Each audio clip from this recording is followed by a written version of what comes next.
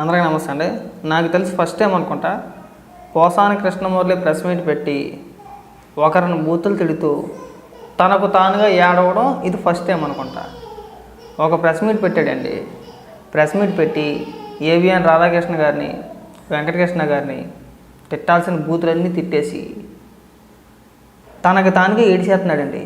కారణం ఏంటంటే నిన్న రాత్రి జరిగిన ఒక డిబేట్లో బాలకోటయ్య గారు అని చెప్పేసి అని ఆయన ఒక పదం ఆడాడు. పోసాని కృష్ణమురళిని ఉద్దేశించి ఒక పదం ఆడాడు. ఇవే మాటలో మమ్మల్ని కానీ అనుంటే కనుక మేమైతే కనుక పొడిచిపాటు దొరుకుతాం ఈ పాటికి. అంటే పోసాని కృష్ణమురళి గతంలో పవన్ కళ్యాణ్ గారిని ఉద్దేశించి ఏదైతే అమ్మనాబూతులు మాట్లాడి ఇంట్లో చిన్నపిల్లలను తిట్టి వాళ్ళ తల్లిగారిని తిట్టి అవమానించాడో అవే మాటలో మమ్మల్ని కానీ అనుంటే ఖచ్చితంగా పొడిచిపాటు దొబ్బుదామని చెప్పేసి ఒక్క పదం ఆడాడు ఆయన. అంటే అంతకుమించి ఏమో అలా. ఎందుకంటే మనందరికీ తెలిసిందే పోసాని కృష్ణమురళి అనే వ్యక్తి గతంలో అధికార అహంకారంతో ఇష్టానుసారంగా మాట్లాడిన మాటలు మనం అందరం విన్నాం. ఎవరు కూడా అయ్యో పాపం అని చెప్పేసి జాలిపడ అవసరం లేదు పోసాని కృష్ణమురళి పైన. గతంలో పేలిపోయాడు, రాలిపోయాడు. వచ్చి తిట్టాల్సిన బూతులు తిట్టేసి పైగా ఏడిచేస్తున్నాడండి. ఏడిచేస్తున్నాడు. ఒకసారి వినిపిస్తాను చూడండి ఏమని మాట్లాడుతున్నారు. అలాగే ఏవిఎన్ డిబేట్లో ఏం మాట్లాడుకో అది కూడా వినిపిస్తా.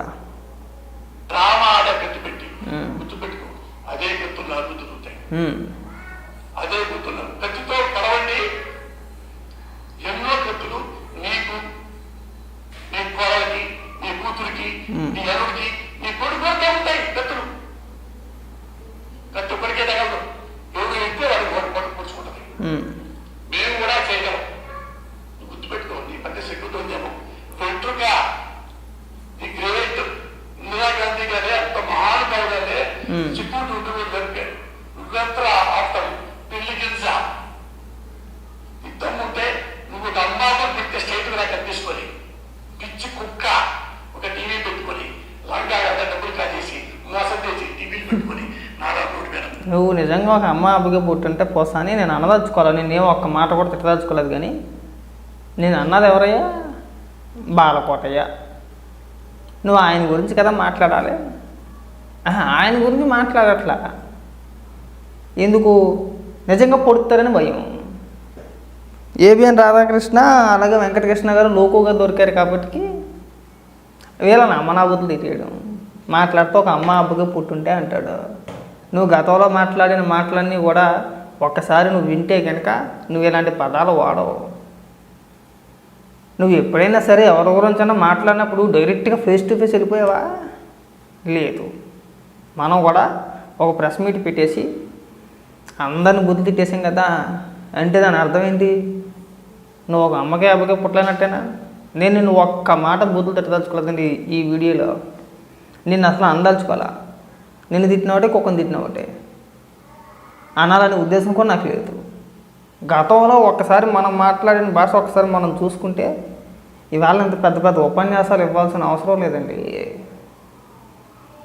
దిగజారి చేసింది మీరే కదా. రాష్ట్ర రాజకీయాలని నువ్వు ఒకడివే, ఆ రోజా ఒకరితే, ఆ శ్రీరెడ్డి అనో, లేదంటే బోరిగడ్డ అనిల్గడ్డనో, లేదంటే అంబటరాంబాబు అనో, జోగి రమేష్ అనో, కొడాల నానిగడ్డనో, వల్లభనేని వంశీ అనో భ్రష్టు పట్టించేశారు కదా. మాట్లాడకూడని మాటలన్నీ మాట్లాడారు కదా. అవునా? పైగా ఏమంటాడండి? పవన్ కళ్యాణ్ గారు ఈయన పిల్లాన్ని తిట్టించాడంట, ఈయన కూతురిని తిట్టించాడంట. ఇది పవన్ కళ్యాణ్ గారు. పవన్ కళ్యాణ్ గారు వేరే పని లేదా? నువ్వు అక్కడే విమర్శించావు. అంతకన్నా గట్టిగా కత్తి మహేష్ అనే వ్యక్తి విమర్శించాడు. సరే, లేని వ్యక్తి గురించి మాట్లాడకూడదు, పక్కన పెట్టేయండి. శ్రీరెడ్డి అంతకంటే ఎక్కువ విమర్శించింది. డైరెక్ట్గా రామ్ గోపాల్ వారమే శ్రీరెడ్డి చేత పవన్ కళ్యాణ్ గారి తల్లిని నేనే తిట్టమన్నానని చెప్పేసి అని ఆయనే ఒప్పుకున్నాడు. ఏ రోజు తిట్టించలేదే అమ్మనబూతులు, ఇంట్లో తిట్టించలేదే. నీకు నువ్వు అనేసుకున్నావు, నీకు నువ్వు ఊహించేసుకున్నావు, నీకు నువ్వు అలా ప్రచారం చేయించేసుకున్నావు. పోనీ నువ్వు అన్నమాట కరెక్ట్ అనుకుంటే నువ్వు గతంలో ప్రెస్ మీట్ పెట్టి పవన్ కళ్యాణ్ గారిని, చంద్రబాబు నాయుడు గారిని, లోకేష్ గారిని నేను ఇష్టానుసారంగా రాలిపోయి పేలిపోయి ఇష్టానుసారంగా బూతులు మాట్లాడావు కదా. అంటే ఏంటి? నీ చేత జగన్మోహన్ రెడ్డి తిట్టించాడని అర్థం? ఆ మాట చెప్పు డైరెక్ట్గా. నువ్వు మాట్లాడితేనేమో నీకు నువ్వుగా సొంతంగా మాట్లాడుతున్నావా? ఎదుటి వ్యక్తి ఎవడైనా మాట్లాడితేనేమో ఇంకొకరు తిట్టేస్తారా? నువ్వెలా ఒక పార్టీకి పనిచేసావో నీకు ఎలాగ జగన్మోహన్ రెడ్డి అభిమానమో అందరికీ అలాగే ఉంటాయండి. మనం ఇక్కడ ఎదుటి వ్యక్తులకు పాఠాలు చెప్పకూడదు. మనం అనే ముందు మనం కూడా తెలుసుకోవాలి. మనం అనేలేదేంటి ఇంతకుముందు ఇవాళ బాధ కలిగేసిందా? పోనీ ఆ వీడియోలో ఎక్కడైనా బూతులు తిట్టారంటే బూతులు కూడా తిట్టలేదండి. సింపుల్గా మేమైతే పొడిచి పడదొద్దాం అన్నాడు అంతే. దాన్ని ఖండించవచ్చు కదా, ఎందుకు ఖండిస్తారా? ఖండించకపోవడం అనేది ఎవరిష్టం ఆడిది. ఖండించకపోవడం ఎవరిష్టం ఆడిది. ఎంకరేజ్ చేస్తే తప్పు, కానీ ఆ తర్వాత కూడా మీరు మాట్లాడండి, ఇంకా పోసాని కృష్ణమోహన్ ఇంకా మీరు తిట్టండి అంటే తప్పు. కానీ అవునండి, ఒకవేళ పవన్ కళ్యాణ్ గారి ప్లేస్లో మీలాంటి వ్యక్తులు ఎవరన్నా ఉంటే ఖచ్చితంగా పొడుద్దురు అనే మాటకి అవును కరెక్ట్ అనే పదం అన్నాడు ఆయన, అంతే. ఖచ్చితంగా అది పవన్ కళ్యాణ్ గారు కాబట్టి వదిలేశారు. కానీ నువ్వు అన్న మాటలకి ఇంకొకరు ఎవరైనా అయితే కనుక నిజంగా పొడిచిద్దురు నేను. ఇప్పుడు కాదు, ఎప్పుడో నేను మర్చిపోయి వాటికి ఒక 3 ఏళ్ళు అవుతున్నామో 2-3 ఏళ్ళు అవుతున్నాము ఈ వాటికి. పైగా ఏమని మాట్లాడతావు? రాధాకృష్ణ గారు నీ ఫోటో పెట్టి నీ గురించి మాట్లాడి టీఆర్పీ పెంచుకోవడానికి చూస్తున్నావా? ఆయన చూస్తున్నాడా? ఆ వీడియో థంబ్నెయిల్లో నీ ఫోటో కూడా పెట్టలేదు, దిక్కుమలేదవా? క్షమించు, అనకూడదు అనుకున్నా, ఒక మాట కూడా తిట్టకూడదు అనుకున్నా, కానీ ఒక మాట తోలు వచ్చేసింది. ఆ వీడియోలో ఆ థంబ్నెయిల్లో నీ ఫోటో కూడా పెట్టలే. ఆ వీడియోలో నీ పేరు కూడా పూర్తిగా ప్రస్తావించలే. ఒకసారి చూడు, వినిపిస్తా, అది కూడా చదివి వినిపిస్తా. ఇదిగో అదే ఆ వీడియో.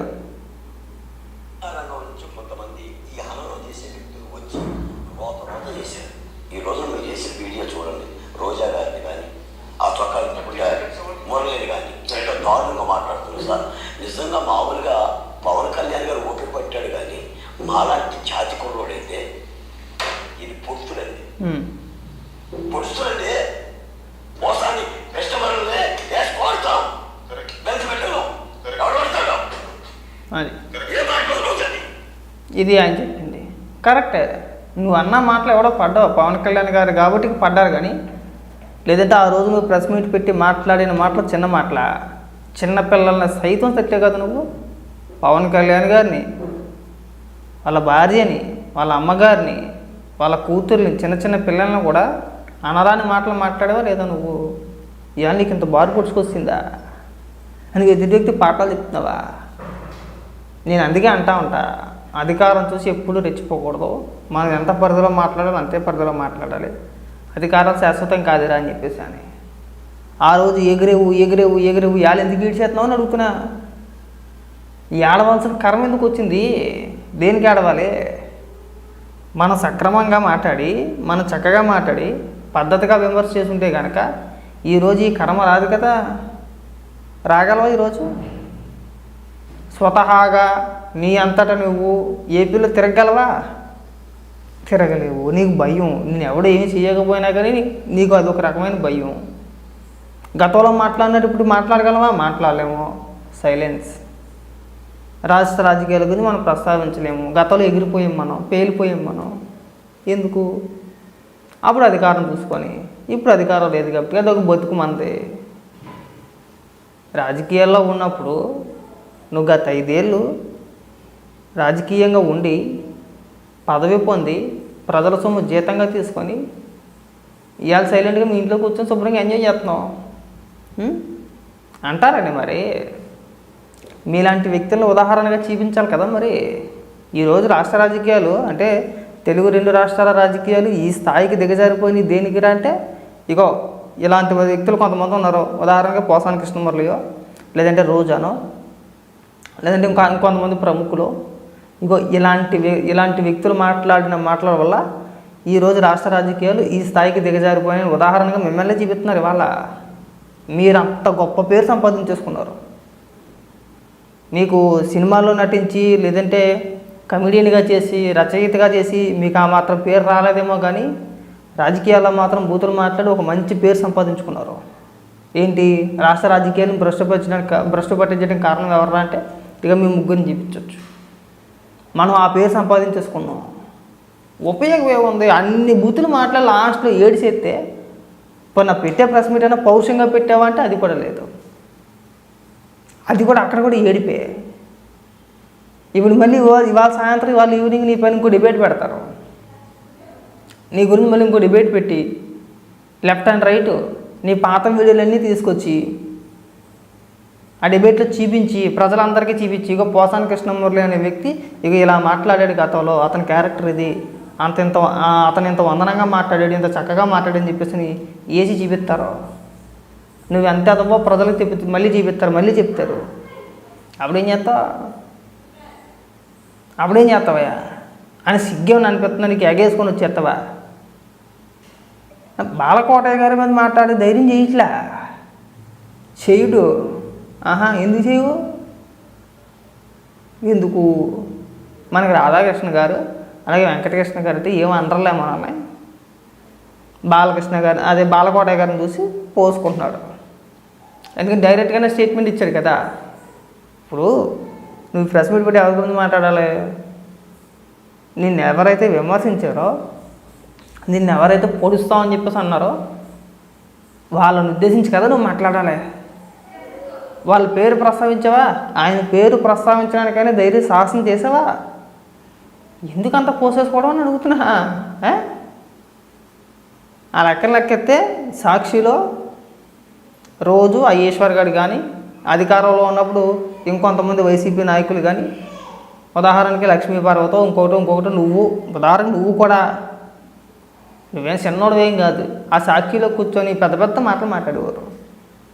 చంద్రబాబు నాయుడు గారు అలాగా, లక్ష్మీపార్వతి ఒక పక్క నువ్వు, ఇద్దరు శాపనార్థాలు పెట్టడమే కదా. ఏదో శాతబలి చేసి ఎదవల్లాగా ఎప్పుడు శాపనార్థాలే కదా. చంద్రబాబు నాయుడు గారు అలా అయిపోవాలి, లోకేష్ గారు ఇలా అయిపోవాలని చెప్పేసి ఇదే ఏడుపు కదా మొన్నంతా 5 ఏళ్ల కాలం పాటు. ఈ లెక్కన నీలాగా మేము ఆలోచించుంటే కనుక జగన్మోహన్ రెడ్డిని, భారతిరెడ్డి గారిని బూతులు తిట్టారు, అవునా? కానీ ఏ రోజు అలా తిట్టలేదే. ఎవరైతే మాట్లాడారో వాళ్ళ గురించే మాట్లాడాం. నువ్వు మాట్లాడితే నీ గురించే మాట్లాడాం, లక్ష్మీపార్వతి మాట్లాడితే లక్ష్మీపార్వతి గురించే మాట్లాడాం. అలా నువ్వు పొడుస్తాం, మేమైతే వాడికి ఎప్పుడో పొడుద్దాం అని చెప్పేసి అన్న బాలకోటయ్య గారిని వదిలేసి రాధాకృష్ణ గారి పైన వెంకటకృష్ణ గారి పైన పడితే ఏమొచ్చిందండి? అంటే హైప్ కోసమా? ఇప్పుడు నువ్వు హైప్ కోసం ప్రయత్నించినట్టు ఉంది. వాళ్ళు ప్రయత్నించరా హైప్ కోసం. ఎక్కడ తమిళలో నీ ఫోటో కూడా ప్రచురించలేదు, ఎక్కడ కూడా నీ ఫోటో కూడా వాళ్ళు హైప్ కోసం ప్రెస్ మీట్ పెట్టి ఏడిసేసి ఇప్పుడు నువ్వు ప్రయత్నించినట్టు ఉంది.